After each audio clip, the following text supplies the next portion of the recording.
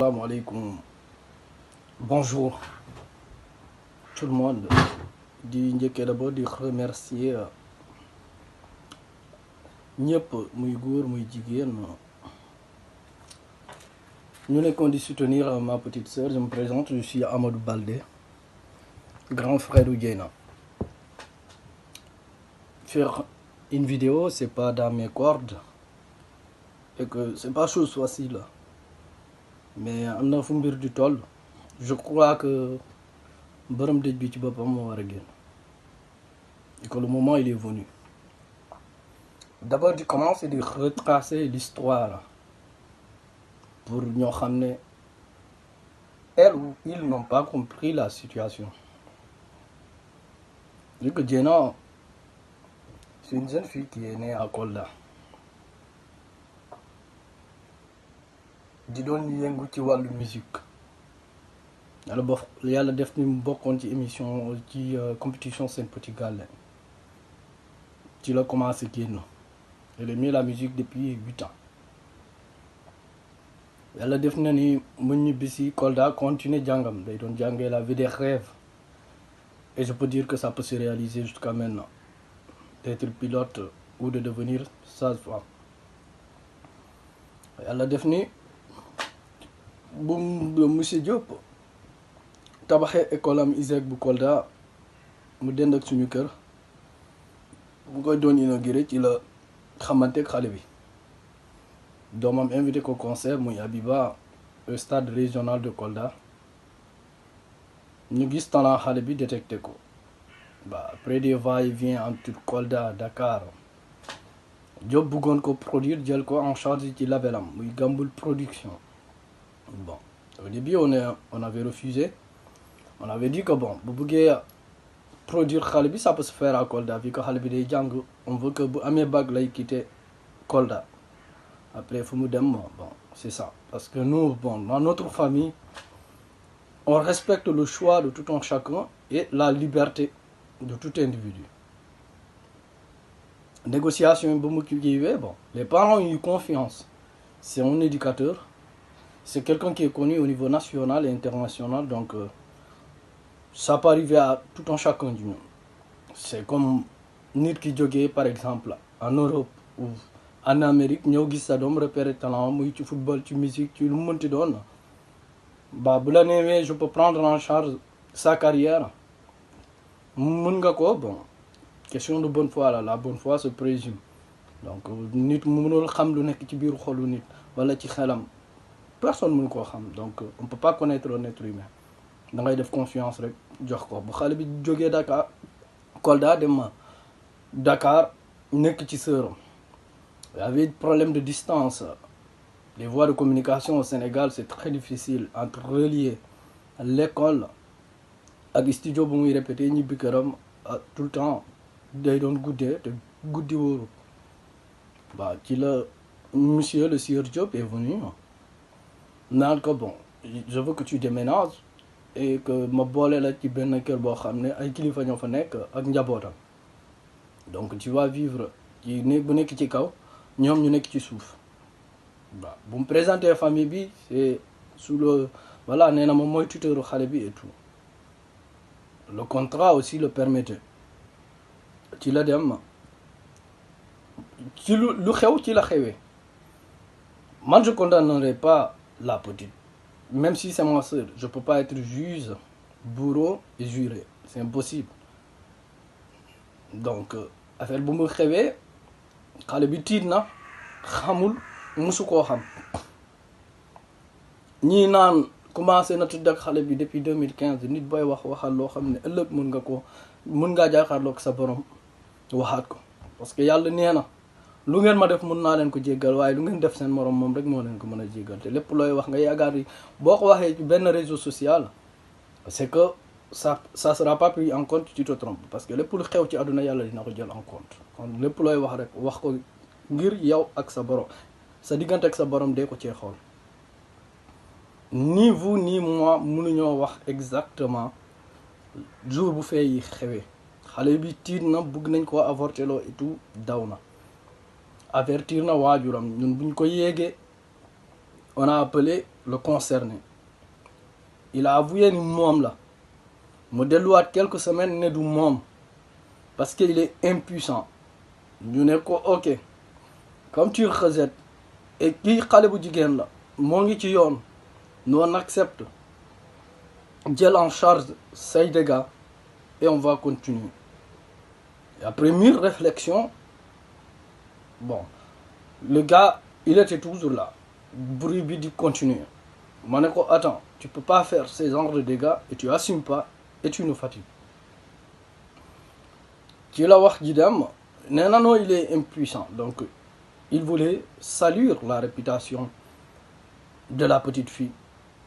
Ci la xale yi jéem a monter coup pour prouver ni il est puissant, il peut faire un enfant. Donc c'est tey vidéo boobu moo tax bi coow li jóg parce que man bu ma leen koy wax au début dañ ma ne y avait pas de preuve de ce que ni lépp loo monte def devant une société telle que la société sénégalaise il y aura toujours ay nit yuy taxaw naan la noo amul preuve def nañu. Certes que Diop a formé beaucoup et beaucoup sont prêts aujourd'hui à lui défendre jusqu'à ñu perdre seen dignité seen honneur. ñu naan oui les parents n'ont pas parce que xaalis lañ bëggoon. Il y aura toujours ay nit yuy taxaw naan la noo amul preuve def nañu. Certes que Diop a formé beaucoup et beaucoup sont prêts aujourd'hui à lui défendre jusqu'à ñu perdre seen dignité seen honneur. ñu naan oui les parents n'ont pas parce que xaalis lañ bëggoon. man bu ma deewee man ak sama bàmmeel sama yaay keneen ak keneen bu ñu lekkee dërëmu Diop ëllëg yow mal ki am dañ ko koy delloo. Man j'ai jamais goûté l'argent de Diop dans cette affaire. Comme membre de ma famille man je suis à l'extérieur magu jeeraaw ñu ci bari ñoo ngi extérieur donc ñun bu ñu fiy ñëw Diop andi wu ñu fi kenn Sénégal mënul taxaw naa ne moom moo ñu fi andi suñuy diplôme suñuy jàng moo ñu mayoon ba ñuy ñëw fi di fi liggéey. Kon donc nous on ne manquait pas de quoi s'occuper de notre petite sœur mais du yënguwuñu ci wàllu musique bu ñu gisee kenn ku ci yëngu bëgg na koo jàppale bah c'est logique on lui laisse faire. Mais c'était ni l'argent bu ñu bëggoon xaalis si Diop kon tey bu ñu fi yegg on s'en fout de son argent on n'en veut pas on veut que juste l'honneur et la dignité de la petite ñu rétablir ko. Ci la Diop dem porter plainte nga def say affaire ba pare dem porter plainte. Dieynaba pour vous dire elle n'a pas gardé l'affaire elle s'est battue comme toujours nit boo xam ne ni dafa gëm boppam. Et je suis fier de ma petite fille, de ma petite sœur. Parce que moi, elle a eu des rêves. Elle voulait avoir un avenir. Boo xam ne ñu bari ñoo ngi toog tey amuñu rêve amuñu avenir. Elle s'est battue pour l'avoir. Donc c'est une femme qui s'est battue pour avoir un avenir. Donc bu dee bëggum xaalis la woon tey du fi toll am na xale yu jigéen yu bari tey bari nañu ay far dañuy mbaraan et tout c'est pas son cas lu ne jiiñ nañ ko fekkuñu ko ci baar fekkuñu ko muy tuux wala muy naan wala muy nekk di fecc ci ay boîte de nuit elle ne le sait pas elle le fera pas. Coow li jóg na bu ku nekk di wax waaye lu tax dénoncé wul et tout elle a frappé toutes les portes des autorités pour dénoncer commissariat bu ne dem na fa mais dañuy dégg plainte bi ci suuf personne ne voulait que affaire bi mu jóg. Jël na ay avocat bu mu jël ñu jënd ko mu bàyyi dossier bi donc c'est pas question que defuñu on a tout fait mais le Sénégal est ainsi am na nit ñu baax ñu gëm seen bopp ñu nekk di liggéey ci yoonu Sénégal ci justice Sénégal mais am na tamit ñu bon donc c'est dans tous les pays du monde boo demee loolu moo fay am. Bu waa ji porté plainte nag ci la coow li jóg vu que borom doole la yor na xaalis ñu ko conseillé woon na porté plainte ñu tiital xale yi ñu teg wax ji ci suuf yàlla def na ni am na ay hommes yu intègre yu nekk ci police yu nekk ci justice Sénégal ñu topp dossier bi jusqu'au bout. Xale bi dem hôpital yàlla def na ni mu accouché bu mu accouché ba léegi ñu téye ko foofu ay quelques complications la amoon donc elle était toujours là. Ay vidéo génn naan woy dem na fi fecc na fi reena avant ni ñëw ci vidéo boobu di noonu moom mii ñu accusé woon le présumé moom moo dem reconnaître doomam yónni imam na ko dem tudd ci biir hôpital jey naa nii bougé wul demul ngente demandul ngente gisul sax xar bu ñu reyal doomam donc kooku moo jóg tuddee doomam Seydina Tanor Diop xaritam boo xam ne bu mu amee problème ak nguuru Abdoulaye Wade moo ko hébergé woon à Bordeaux bu problème bi jeexee moom ak kooku ñoo ñibbi si Sénégal ba kooku di ko géral tey ay activité am kooku moo ko relégué ba mu nekkee ci loxo yoon. Donc c'est logique bu ko tuddee woon ça je sais pas qui il veut c'est son droit parce que c'est le droit sénégalais qui le permet moo ko may yoon moo ko may autorité ko boo demee bu jur ba reconnaître sa doom yow góor ki yow yaa am autorité tuddee ko ku la neex jox ko sa sant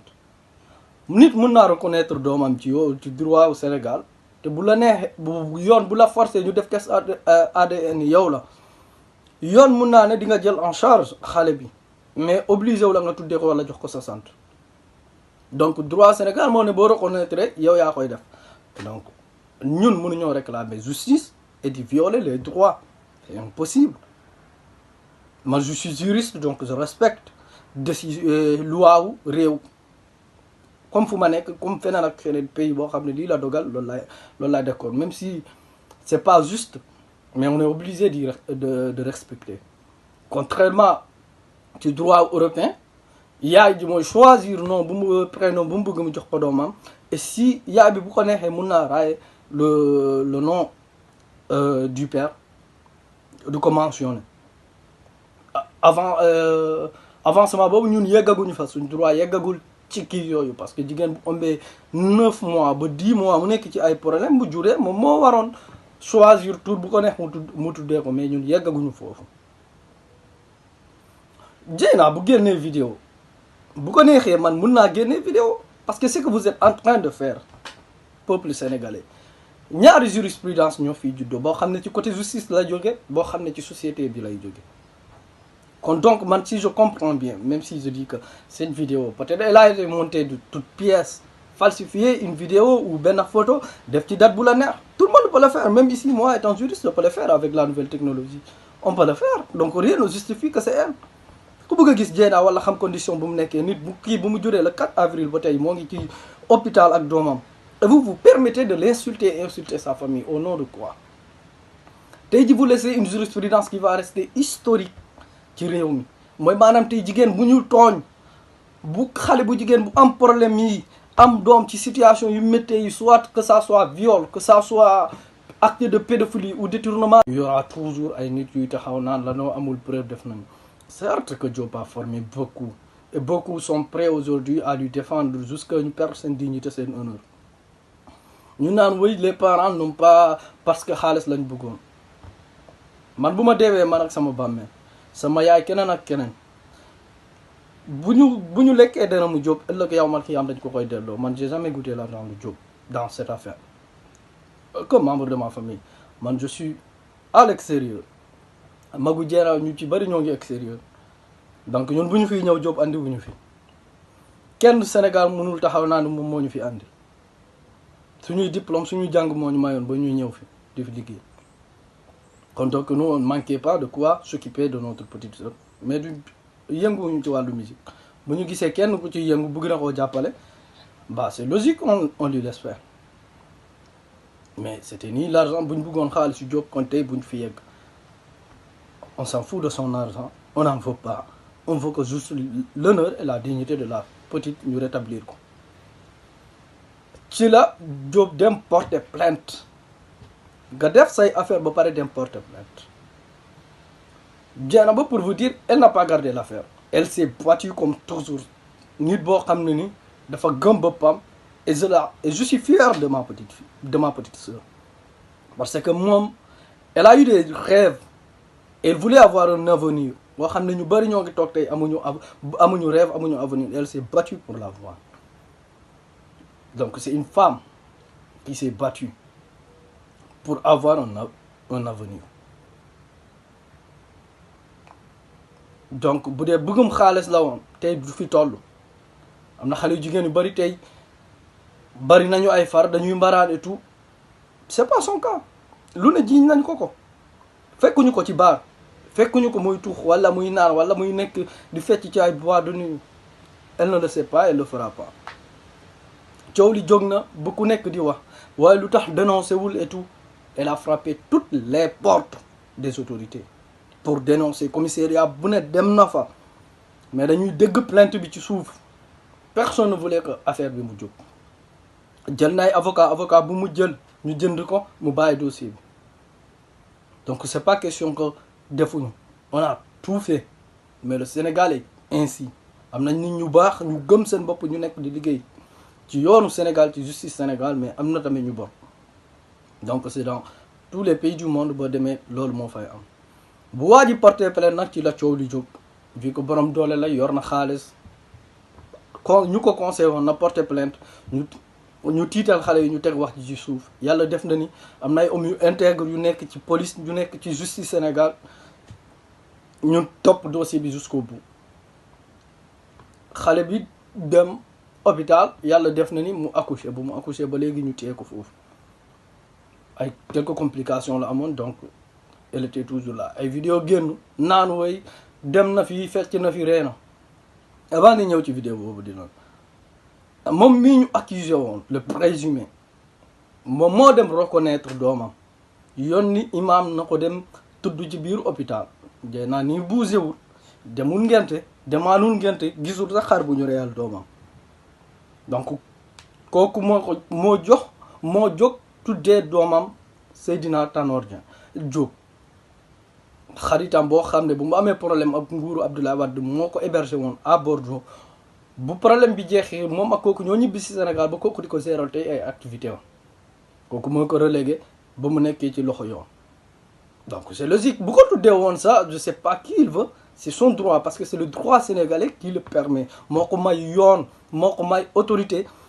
ko boo demee bu jur ba reconnaître sa doom yow góor ki yow yaa am autorité tuddee ko ku la neex jox ko sa sant nit mun naa reconnaître doomam ci yow ci droit au Sénégal te bu la neexee bu yoon bu la forcé ñu def test ADN yow la yoon mun naa ne di nga jël en charge xale bi mais obligé wu la nga tuddee ko wala jox ko sa sant donc droit Sénégal moo ne boo reconnaître yow yaa koy def donc ñun mënuñoo réclamer justice et di violer les droits c'est impossible. Moi je suis juriste donc je respecte loi wu réew comme fu ma nekk comme feneen ak feneen pays boo xam ne lii la dogal loolu laay d'accord même si c'est pas juste mais on est obligé de respecter contrairement ci droit européen yaay ji mooy choisir nom bu mu prénom bu mu bëgg mu jox ko doomam et si yaay bi bu ko neexee mun naa raaye le nom du père du ko mentionner avancement boobu ñun yeggaguñu fa suñ droit yeggagul ci kii yooyu parce que jigéen bu ëmbee 9 mois ba 10 mois mu nekk ci ay problème bu juree moom moo waroon choisir tour bu ko neex mu tuddee ko mais ñun yeggaguñu foofu Dieyna bu génnee vidéo bu ko neexee man mun naa génnee vidéo parce que c'est que vous êtes en train de faire peuple sénégalais ñaari jurisprudence ñoo fiy juddoo boo xam ne ci côté justice la jóge boo xam ne ci société bi lay jóge kon donc man si je comprends bien même si je dis que cette vidéo peut-être elle a été montée de toutes pièces falsifier une vidéo ou benn photo def ci date bu la neex tout le monde peut le faire même ici moi étant juriste je peux le faire avec la nouvelle technologie on peut le faire donc rien ne justifie que c'est elle ku bëgg a gis Dieyna wala xam condition bu mu nekkee nit bu kii bu mu juree le 4 avril ba tey moo ngi ci hôpital ak doomam et vous permettez de l'insulter et insulter sa famille au nom de quoi tey ji vous laissez une jurisprudence qui va rester historique ci réew mi mooy maanaam tey jigéen bu ñu tooñ bu xale bu jigéen bu am problème yi am doom ci situation yu méttee yi soit que ça soit viol que ça soit acte de pédophilie ou détournement et elle va réussir parce qu'on l'abandonnera jamais pour rien au monde sama sang ça restera mon sang pour rien au monde dinaa ko abandonner wala naan waaye c'est parce que def nii boo xoolee xale bu jigéen bii tey nekk Touba dans les situations c'est parce que sa famille l'a abandonné on n'abandonnera jamais quelle que soit la situation cadre Diop ak Dieynaba c'est seul le juge qui est souverain de qualifier les faits et trancher la question man bu ma revisiter 75 décisions de justice au Sénégal je me suis rendu compte que le juge sénégalais n'a jamais appliqué de droit en matière de viol ou de pédophilie ou de détournement de mineurs suivis de grossesse. Les peines sont tellement minimes, c'est scandaleux, qu'à 2 ans d'emprisonnement, 50 000 d'amende ou 250 000. Ay xale yoo xam ne 3 ans 9 ans 10 ans 17 ans 16 ans mais où va-t-elle société bi fu mu jëm je comprends pas ay dommages yoo xam ne dommage moral moo gën a jafe ci àdduna psychologiquement vous savez même pas ce que vous faites peut-être une notion psychologique doo leen ko comprendre mais lu muy détruire moo gën a grave. Man, je suis personne la prison. Et que le juge lui me tranche, je respecterai sa décision. Décision bi ci justice sénégalaise boo xam ne moom kese juge bi moo souverain sur la question moo koy tranché au nom du peuple sénégalais. Non, on ne le demande rien du tout. Bu nekkoon sa guerre la ñuy doon wax aujourd'hui on a remporté parce que waa ji lu muy doon bañ tey reconnaître na ko. yëkkati na ay mbokkam dem nañu seen kër gente fa def nañ lu ñuy def nous on n'est pas mêlé à ça et ne sera jamais mêlé à ça après lu ci des moom ak yoon ak avocat yi ñoo ci xam man je vais jamais duma ci prononcer wu c'est rien ñoom ñoo fa xam lu ñu fa décider ñoom la xale bi lu mu bëggoon dignité am elle a retrouvé ñëpp accusé nañ ko lu ne lu mu mënta def dañ koy saaga di ko wax mais vous laisserez derrière vous loo xam ne société bi dina ci kii waat yéen a tey jurisprudence la waroon nekk au Sénégal ko bépp xale bu jigéen bu ñu torturer bu ñu def dans ces circonstances kon situation yu mel nii te borom doole mu def la ko wala mu néew doole que justice nga dem ci yoon population bi nekk sa derrière toi pour que nga obtenir justice on peut pas négliger nos enfants mais tey au lieu de ça di nekk dinaa dafa woo ba dafa bëgg xaalis mais vous savez rien de ce que vous dites. Dieyna bu muy nekk di dem Dakar di ñëw nous on prenait notre propre argent jëndal ko billet avion muy dem di ñëw donc elle ne manquait pas manqué wu ko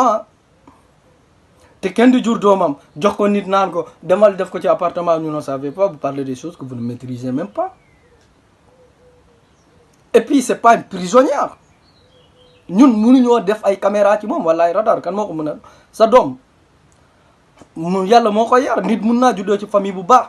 nekk doomu waliw je sais pas mu xëy dara dal ko ndogal dal ko wala mu bon je sais pas ñaata xale yu jigéen ñooy dem te dag seeni far et vous en parlez pas ñaata xale yu jigéen yoo xam ne tey ñoo yàq biir à cause de vous la femme elle est libre Dieyna bu sourire bu génnee mu sourire wala mu reetaan loolu kan la mun a blessé ça vous blesse xale bu jigéen bu solee lu gàtt kan la mun a blessé c'est son corps man je respecte liberté ku nekk liberté am jigéen moom boppam lu ko neex mu def boppam en quoi ça peut déranger ou tuer une personne c'est que je vous comprends pas 21e siècle nit ñi dépassé nañu foofu chacun est libre de se comporter nu mu bëgg ñu ku nekk libre na gëm lu mu gëm seul Dieu mooy àtte suba lu xew pour ñu gëm yàlla am na ñoo xam ne gëmuñu yàlla c'est leur droit et c'est leur liberté mais pourquoi vous voulez placer ci place yu ñooñu bëgg leen gëm loolu ñu gëmul mais arrêtez xale bu nekk hôpital ngeen topp di wax ju ne vous gagnez lan ngeen ciy gagner peut-être quelques sommes d'argent mais vous perdez votre dignité vous négligez les enfants chaque jour mineur yàlla sax dafa jëlale koo xam ne xale la ak ku yoru ku xelam matul da ngeen mën a xam nan la demee bu moom am ak Jóob lu mu sekk ak Jóob seul Dieu peut le dire mais vous mënoo leen ko wax keneen ak keneen mënu koo wax vous n'étiez pas là j'ai pas fait un live parce que certaines questions du ma ko doon répondre et vous allez vous allez un peu essayer de me perturber c'est pourquoi j'ai choisi de faire une vidéo pour vous dire que boo leen di wax leen lu ngeen maîtriser boo leen ci bëggee ay questions yu claires Diop a ses avocats Dieyna a son avocat mais dem leen ngeen jege ko ndax maître lii c'est vrai que loolu lii boo leen bëggee ci ay questions dem leen pourquoi les journalistes vous aimez écrire des choses yoo xam ne vous savez même pas vous avez même pas de source sûre ça va vous servir à quoi Dieyna nag elle ne sera pas la victime du peuple c'est impossible parce que moi je ne laisserai pas y faire bu génnee ci situation bi elle va continuer sa carrière, que ça soit au niveau international s'il y a possibilité, mais elle va continuer sa vie, elle va sourire. Beaucoup de gens tey am nañu ko. La situation elle est partout dans le monde, que ça soit en France, aux États-Unis, au Sénégal. Sénégal mooy problème bi, jigéen amatul droit dem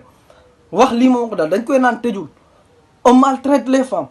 yow boo seeyee yow yaa war a togg, yow yaa war a bale, yow yaa def lii. Au nom de quoi? lu tax jigéen ak góor dañu nekk pour complet pour qu'ils s'entraident. Donc amul benn l'islam wala benn religion, que ça soit catholique ou beneen